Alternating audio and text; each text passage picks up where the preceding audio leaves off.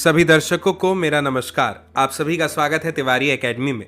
आज के इस वीडियो में हम बात करने वाले हैं कक्षा 9 के सामाजिक विज्ञान में भूगोल के अध्याय 2 के अभ्यास के विषय में, यानी प्रश्न और उत्तर के विषय में। भूगोल का अध्याय 2 जिसका शीर्षक है भारत का भौतिक स्वरूप। आप सभी ने इस अध्याय पर बना हुआ वीडियो ज़रूर हमारे चैनल की प्लेलिस्ट में जाकर के पहले देख लिया होगा, ऐसी मुझे पूरी उम्मीद है। और इसी उम्मीद के साथ हम आगे बढ़ते हैं और बात करते हैं आज के वीडियो में प्रश्न क्रमांक 1 की। तो चलिए सबसे पहले समझते हैं हमेशा की तरह कि प्रश्न क्रमांक 1 क्या है। प्रश्न क्रमांक 1 में हमें दिया हुआ है निम्नलिखित विकल्पों में से हमें सही उत्तर चुनने हैं, है ना। सही विकल्प हमारे सामने है। सबसे पहला प्रश्न देखते हैं क्या दिया है। सबसे पहला प्रश्न है एक स्थलीय भाग के विषय में जो कि 3 ओर से समुद्र से घिरा होता है उसे क्या कहते हैं। दोस्तों, हम जानते हैं कि ये एक स्थलीय भाग है और ये तीनों ओर से समुद्र से घिरा हुआ है। जाना पहचाना नक्शा है। मुझे उम्मीद है आप पहचान गए किसकी बात मैं कर रहा हूं। और इसे क्या कहते हैं हम इसे कहते हैं प्रायद्वीप, है ना। तो तट भी नहीं, द्वीप भी नहीं, इनमें से कोई नहीं भी नहीं। उत्तर जो है हमारा सही वो क्या है, ख, प्रायद्वीप। ठीक है, अब आगे बढ़ते हैं और बात करते हैं प्रश्न क्रमांक 2 की। क्या है प्रश्न क्रमांक 2। भारत पूर्वी भाग में म्यांमार की सीमा का निर्धारण करने वाले पर्वतों का संयुक्त नाम बताना है। सबसे पहले दोस्तों मैं चाहता हूं कि आप यहां पर प्रश्न को अच्छे से समझ लीजिए। प्रश्न कह रहा है कि भारत पूर्वी भाग में, आप समझ पा रहे हैं कि पूर्वी भाग यानी कौन से हिस्से की बात हो रही है। पूर्वी भाग में म्यांमार की सीमा का निर्धारण करने वाले पर्वतों का हमें संयुक्त नाम बताना है। क्या हो सकता है वो नाम। क्या वो नाम अगर देखें तो हिमाचल हो सकता है, क्या वो पूर्वांचल हो सकता है, क्या वो उत्तराखंड है, या फिर इनमें से कोई नहीं है। हम सभी जानते हैं, चूंकि हमने पढ़ा है इसलिए जानते हैं कि उसका सही जवाब क्या है, पूर्वांचल, है ना। पूर्वांचल ही है भारत पूर्वी भाग में म्यांमार की सीमा का निर्धारण करने वाले पर्वतों का संयुक्त नाम। ठीक है, अब आगे बढ़ते हैं, बात करते हैं प्रश्न क्रमांक 3 की। क्या है प्रश्न क्रमांक 3। प्रश्न क्रमांक 3 है कि गोवा के दक्षिण में स्थित पश्चिम तटीय पट्टी क्या है, कौन सी है। क्या वो कोरोमंडल है, क्या वो कन्नड़ है, क्या कोंकण है, या फिर उत्तरी सरकार है। तो दोस्तों इसका सही जवाब है क्या, इसका सही जवाब है ख, यानी कि कन्नड़। ठीक है, अब आगे बढ़ते हैं और बात करते हैं प्रश्न क्रमांक 4 की। क्या है प्रश्न क्रमांक 4 कि पूर्वी घाट का सर्वोच्च शिखर इनमें से कौन सा है। पहला, क्या वो अनाईमुड़ी है, क्या वो दूसरा ख महेंद्रगिरी है, क्या वो कंचनजंगा है, या फिर वो खासी है। सही जवाब हम जानते हैं क्योंकि हमने पढ़ा है। इसका सही जवाब है क, यानी कि अनाईमुड़ी, है ना। ये पूर्वी घाट का सर्वोच्च शिखर है। ठीक है, अब इसी श्रेणी में आगे बढ़ते हैं और बात करते हैं प्रश्न क्रमांक 1 के बाद प्रश्न क्रमांक 2 की। क्या है प्रश्न क्रमांक 2। प्रश्न क्रमांक 2 है निम्नलिखित प्रश्नों के हमें संक्षेप में उत्तर देने हैं। ठीक है, संक्षेप में उत्तर देंगे। सबसे पहले बात करते हैं पहले प्रश्न की। क्या है पहला प्रश्न, भाबर क्या है, ये हमसे पूछा गया है। ठीक है, हमने भाबर के बारे में पढ़ा है दोस्तों, है ना। हम जानते हैं भाबर क्या है, कंकड़ से ढका हुआ है ना। और हम ये भी जानते हैं कि एक संकीर्ण सी पट्टी है। ठीक है, उत्तर में भी लिखा हुआ है, हम ध्यान से समझते हैं। भाबर दोस्तों मैदान की वो संकीर्ण पट्टी कहलाती है जो कंकड़ों से ढकी होती है, जैसा अभी मैंने आपको बताया, और सिंधु से तिस्ता तक शिवालिकों की तलहटी में स्थित है। इस पट्टी का निर्माण पहाड़ियों से नीचे उतरने वाली कई धाराओं के द्वारा किया जाता है, जो पहाड़ी से नीचे उतरती है। ठीक है, उससे इस पट्टी का निर्माण होता है। तो भाबर क्या है, मुझे उम्मीद है आप अच्छे से ये बात समझ गए हैं। अब आगे बढ़ते हैं अगले प्रश्न की ओर, जो है प्रश्न क्रमांक 2, और समझते हैं कि प्रश्न क्रमांक 2 क्या है। प्रश्न क्रमांक 2 है कि हिमालय के 3 प्रमुख विभागों के नाम उत्तर से दक्षिण के क्रम में हमें बताने हैं। हिमालय के 3 प्रमुख विभाग के नाम बताने हैं, वो भी उत्तर से दक्षिण के क्रम में। ठीक है, कोई दिक्कत नहीं है दोस्तों। उत्तर से दक्षिण तक हिमालय के 3 प्रमुख विभाग हैं। सबसे पहला, सबसे उत्तरी श्रेणी जिसे महान हिमालय या भीतरी हिमालय या फिर हिमाद्री के रूप में जाना जाता है। ठीक है, दूसरा समझिए, हिमाद्री के दक्षिण में पड़ी सीमा जिसे हिमाचल या कम हिमालय के नाम से जाना जाता है। ठीक है, और तीसरा है हिमालय की सबसे बाहरी श्रेणी जिसे शिवालिक के नाम से जाना जाता है। दोस्तों ये अत्यंत महत्वपूर्ण प्रश्न है, पारीक्षिक दृष्टिकोण से भी अत्यंत महत्वपूर्ण है। पूछा जा सकता है, इसलिए आप याद रखिएगा। ये तलहटी पर्वतमाला है और हिमालय के सबसे दक्षिणी भाग का प्रतिनिधित्व करती है। ठीक है, अब आ जाइए प्रश्न क्रमांक 3 पर। क्या है? अरावली और विंध्याचल, इनकी पहाड़ियों में कौन सा पठार स्थित है?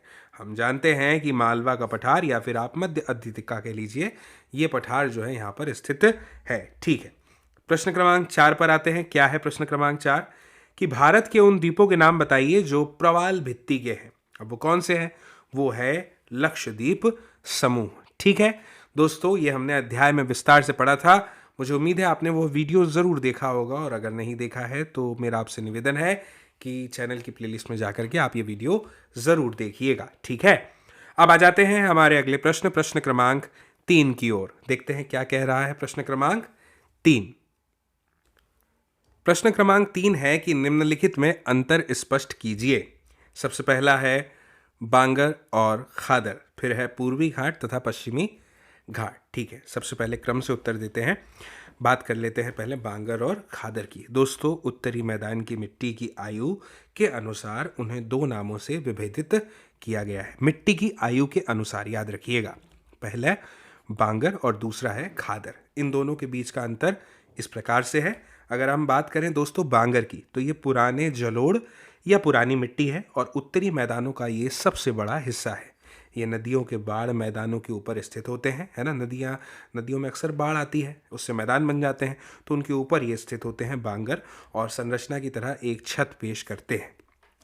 दोस्तों, यह भूमि जो होती है बांगर में, ये कम उपजाऊ होती है और खेती के लिए ये आदर्श बिल्कुल भी नहीं होते, यानी इनमें खेती नहीं की जा सकती, उसके लिए ठीक नहीं है। ठीक है, अब बात कर लेते हैं खादर की। अंतर स्पष्ट हो जाएगा।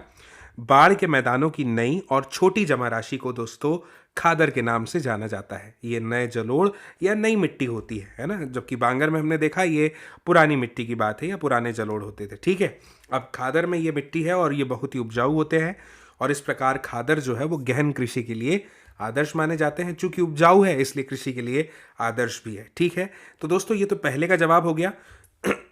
सॉरी, हमें जो है दूसरे का भी अंतर बताना है, जो है पूर्वी घाट और पश्चिमी घाट। चलिए इसमें भी अंतर देख लेते हैं। सबसे पहले बात करते हैं पश्चिमी घाट की। चलिए एक एक करके समझते हैं, है ना। पहले एक पश्चिमी घाट का पढ़ेंगे, फिर पूर्वी घाट। अंतर को अंतर की तरह ही समझेंगे। सबसे पहला अंतर क्या है? अगर बात करें दोस्तों पश्चिमी घाट की, तो पश्चिमी घाट दक्कन के पठार के पश्चिमी किनारों पर अरब सागर के साथ भारत के पश्चिमी तटों के समानांतर स्थित है। यानी अगर मान लीजिए कि ये भारत के पश्चिमी तट है, तो ये है हमारे पश्चिमी घाट, ये समानांतर में स्थित है। ठीक है, ओके। अगर बात करें पूर्वी घाट की, तो पूर्वी घाट बंगाल की खाड़ी के साथ में भारत के पूर्वी तटों के समानांतर दक्कन पठार के पूर्वी किनारों को चिन्हित करते हैं। दोस्तों, आपको नक्शा याद होगा, है ना, हमने अध्याय में देखा था, वहां पर हमें स्पष्ट रूप से दिखाई दे रहा था। और अगर ये नक्शा आपके ध्यान में नहीं है तो आप अभी भी इस वीडियो को पढ़ते हुए नक्शा अपने सामने ज़रूर रख लें, इससे आपकी समझने में आसानी हो जाएगी। ठीक है, अब दूसरा अंतर समझ लीजिए। ये तो एक था, निरंतर केवल दर्रे के माध्यम से पार किया इसे जा सकता है। किसको?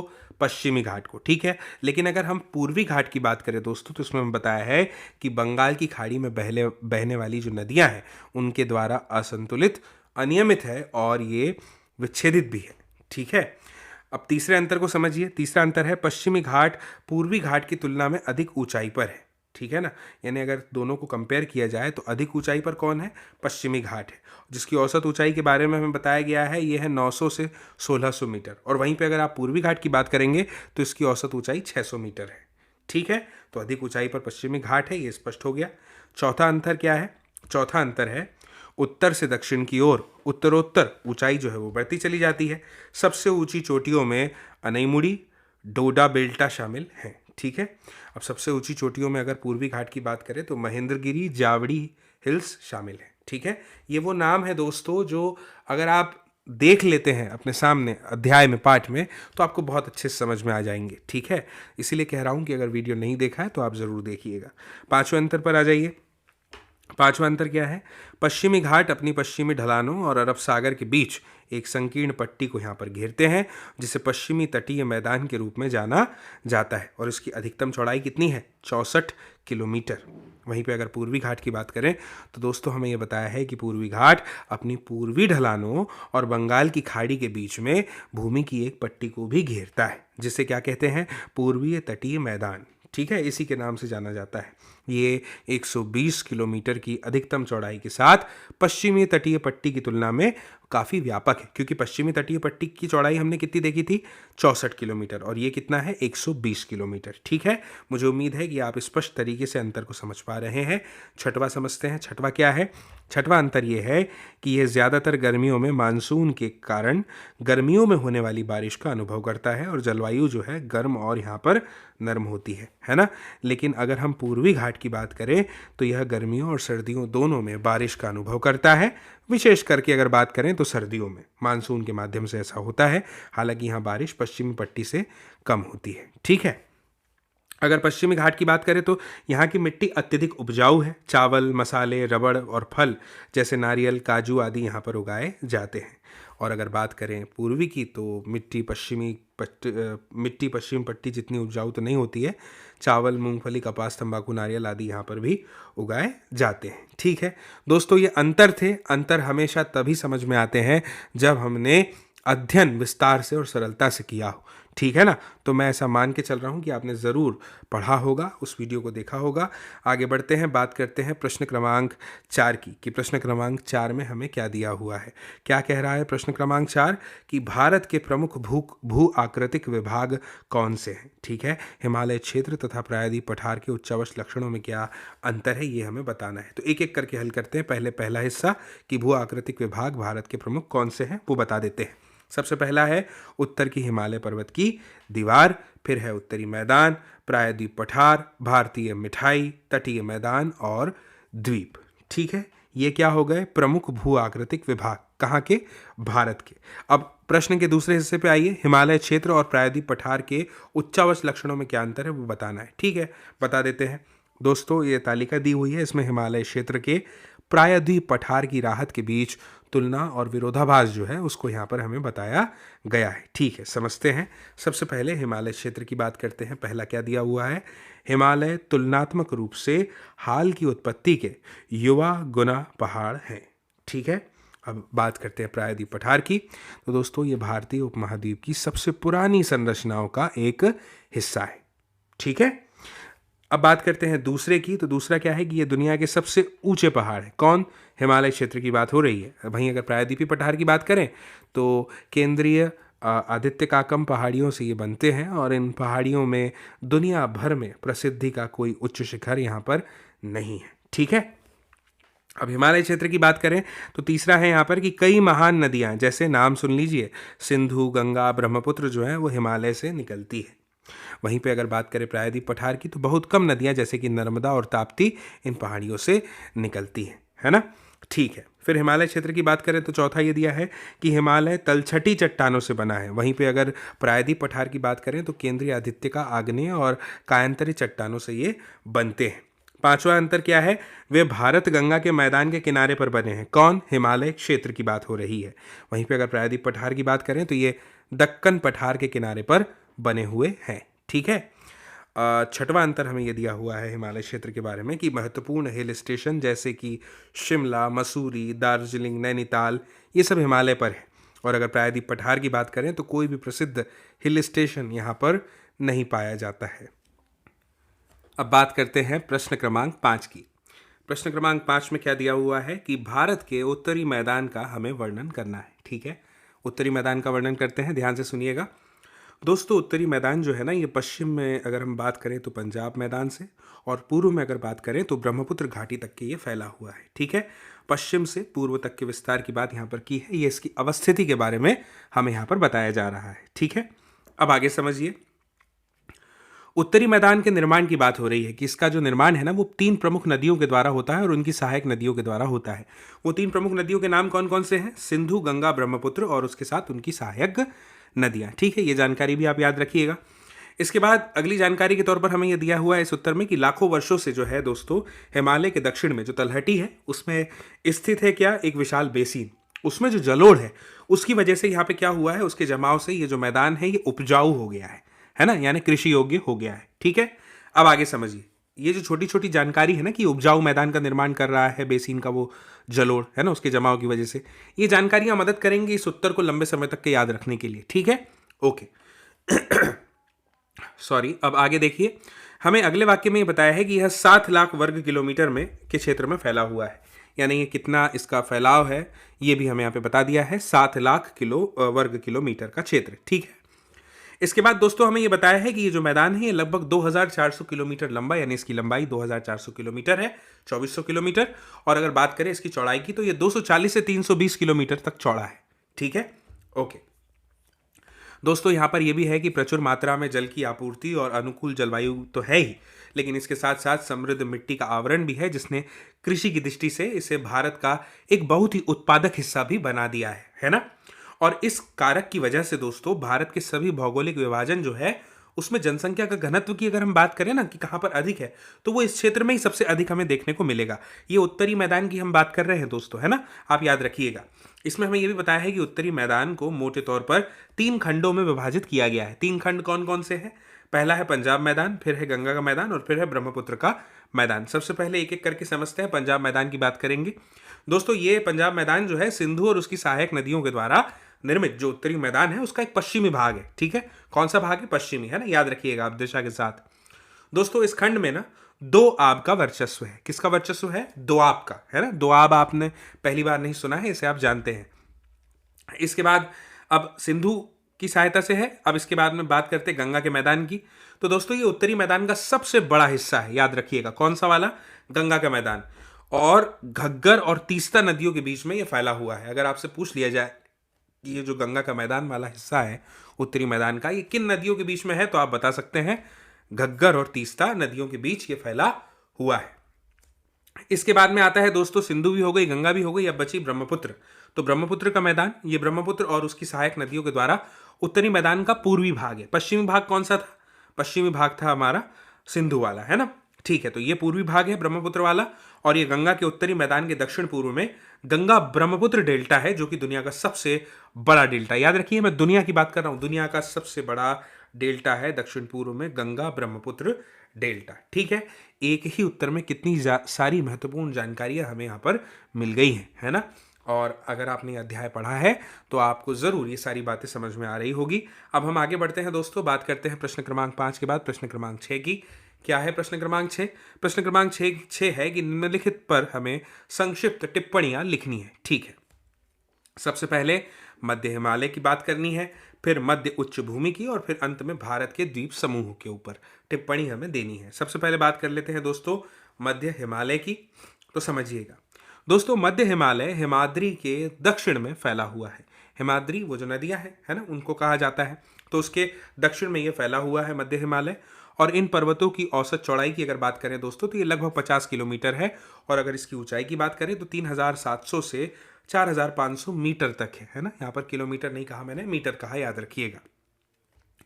दोस्तों मध्य हिमालय में कश्मीर की पीर पंजाल श्रेणी, ये नाम आप जरूर याद रखिएगा, और जम्मू कश्मीर और हिमाचल प्रदेश में फैली जो धौलाधार श्रेणी है ये यहाँ पर आती है। इनका नाम आता है मध्य हिमालय की अगर हम बात करें तो।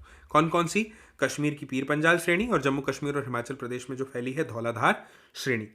दोस्तों महाभारत श्रेणी जो कि नेपाल में इसी का एक हिस्सा है, और सभी प्रमुख पर्वतीय नगर डलहौजी, धर्मशाला, शिमला, मसूरी, नैनीताल, दार्जिलिंग आदि इसी मध्य हिमालय में ही स्थित है। ठीक है, ये नाम आपने पहले भी सुने होंगे। अब मध्य हिमालय के बाद दोस्तों बात कर लेते हैं मध्य उच्च भूमि की, है ना। समझिए दोस्तों, प्रायद्वीपीय क्षेत्र का यह वह भाग है जो नर्मदा नदी के उत्तर में पड़ता है।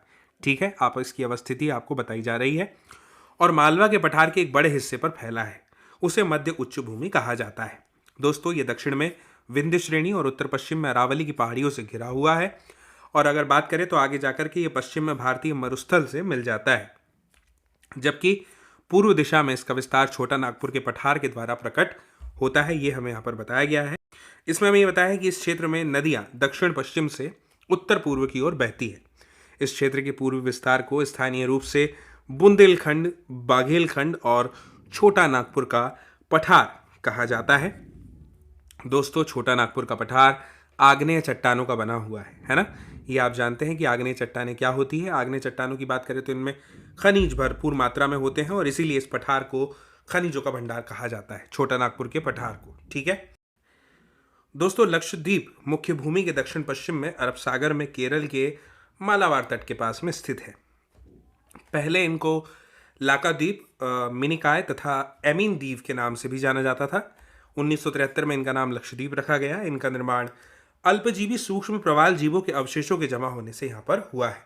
यह हमने विस्तार से अध्याय में देखा था, है ना। इनमें से बहुत द्वीपों की आकृति घोड़े की नाल या फिर अंगूठी की तरह है। ठीक है, ये बात आप याद रखिएगा।